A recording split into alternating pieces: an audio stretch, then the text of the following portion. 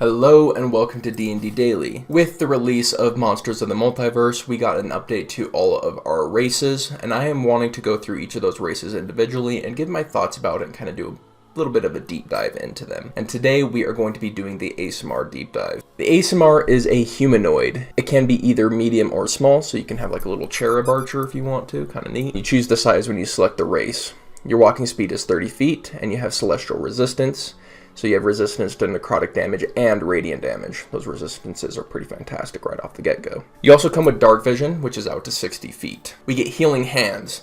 As an action, you can touch a creature, you roll a number of d4s equal to your prof bone, and that creature regains a number of hit points equal to the total rolled.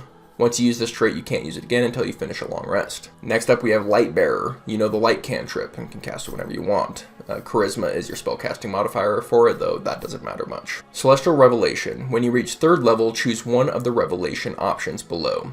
Thereafter, you can use a bonus action to unleash the celestial energy within yourself, gaining the benefits of that revelation.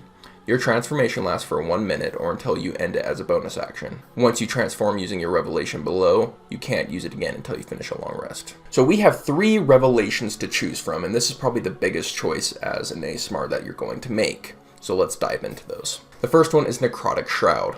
Your eyes briefly become pools of darkness, and ghostly flightless wings sprout from your back temporarily.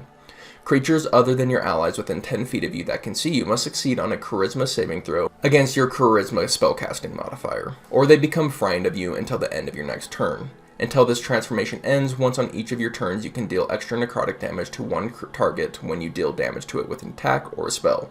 The extra damage equals your proficiency bonus. Next up is Radiant Consumption. Searing light temporarily radiates from your eyes and mouth. For the duration, you shed bright light in a 10-foot radius and dim light for an additional 10 feet. At the end of each of your turns, each creature within 10 feet of you takes radiant damage equal to your proficiency bonus. Until the transformation ends, once on each of your turns, you can deal extra radiant damage to one target when you deal damage to it with an attack or a spell. The attack damage equals your proficiency bonus. And finally, we have Radiant Soul. 2 luminous spectral wings sprout from your back temporarily. Until the transformation ends, you have a flying speed equal to your walking speed, and once on each of your turns, you can deal extra radiant damage to one target when you deal damage to it with an attack or a spell. The extra damage equals your proficiency bonus. Let's move into the strengths of the Aasimar right from the beginning. They are well-rounded. You can play this with almost any class, and because you have 3 options to choose from, you can find one that's going to work for your class. There are very few builds that couldn't benefit from being an Aasimar. It enables flight for heavily armored builds, so I expect paladins and heavy armored fighters might find a lot of joy in taking Aasimar because they can situationally bust out some wings and begin flying, which is a really big deal. It's going to just naturally increase our DPS for both casters and marshals alike. It is nice for anyone trying to do damage. It also enables some niche builds with the Fear Aura as well as the damaging Light Aura that we can touch on a little bit later. It comes with Dark Vision, and it also comes with some utility in the Light Cantrip as well as a little bit of an emergency heal. That's what I expect Healing Hands to be, is once a day, when someone really needs a heal, you can use Healing Hands to give them that heal. I don't expect it to be a healing option, more so as a, oh crap, correct, heal them type situation. Now when it comes to evaluating the different transformations, all of them get that extra bit of damage that is based on your proficiency bonus. So we can kind of ignore that, except we have to acknowledge that radiant damage is a little bit more reliable than necrotic. So the Necrotic Shroud version does have a little bit of a weakness compared to the other 2, but it's really not a big deal. Speaking of Necrotic Shroud, when we evaluate it, the first thing we need to acknowledge is that it's based off of our Charisma modifier. So that means that any Charisma class is going to find a ton more value than a non-Charisma class is when it comes to Necrotic Shroud.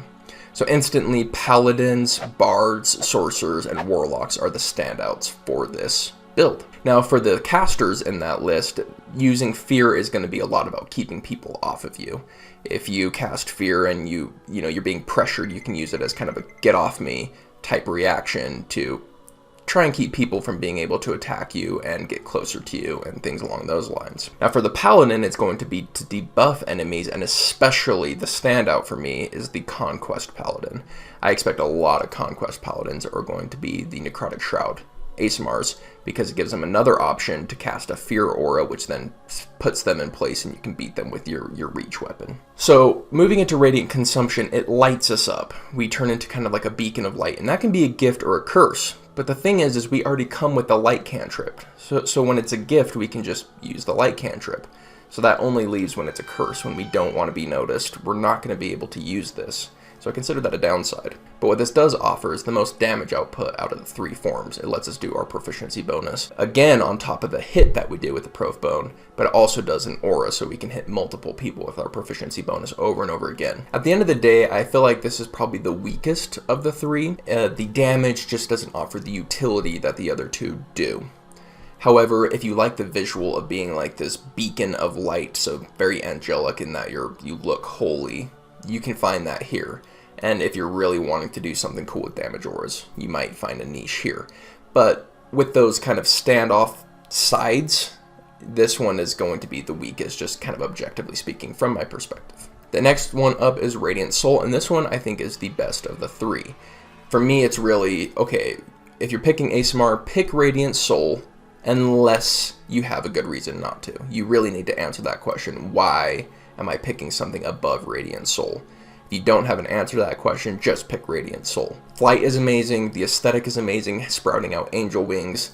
It's good on anyone, but it's especially good on the heavy armored people because they struggle getting races that can give them flight, so they can find it here. Speaking to the weaknesses of Aasimars is that all their resources are once a day. So once you spend your resources throughout the day, you use your flight once, you use your healing hands once. Now you're basically a very base class. You have the light cantrip and dark vision, and that's what you have as far as your race giving it to you.